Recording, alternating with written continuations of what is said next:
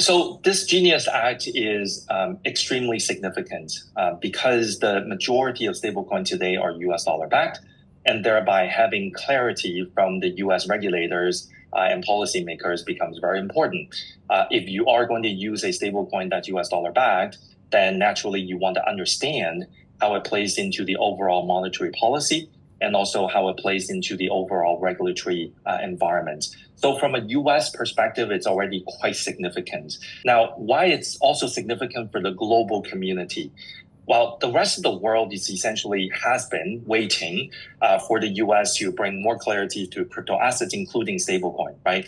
And we all know that during the last administration, there were a lot of objections towards digital assets in general. So a lot of the frameworks were essentially stuck at both the Senate as well as the House. So this time with the new presidency, the new renewed direction in terms of crypto assets, it brought forth and accelerated the enactment of these policies, including the Genius Act that we saw that got passed in the House this morning. So it will represent a significant milestone and also as an example for other jurisdictions to follow.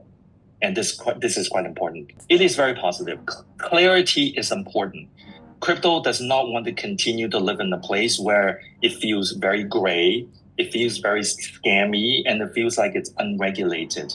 Bringing regulatory clarity is important as long as it doesn't stifle innovation. There are really two dimensions to the controversy, right? One is kind of external forces and one is internal, right? The external forces is that because most stablecoins are still US dollar based today, the use of stablecoin naturally incurs the buying of US dollar debt to back these US dollar stables. So the fact that this bill got passed is great from a clarity perspective, but if more and more people are using it, especially in other countries, then there's a question about whether the other countries' citizens are essentially funding US government debt. So that's one aspect.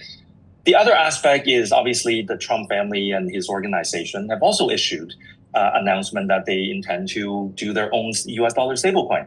So that obviously is a personal venture that are tightly tied to the passing of this bill. Then one would question whether there are significance in that regard.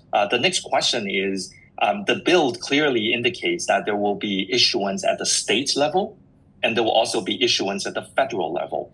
And the nuances in between those two and how open those are in between these different currencies or different stable coins that are issued at different levels will become a question.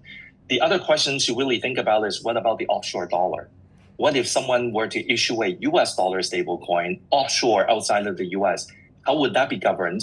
And would that actually be any jurisdictional control over that? That still remains to be seen. There's a lot written in the guidelines already, but implementation is always harder than writing a guideline. So there's still a lot of questions to be asked, but at least the first step is already passed.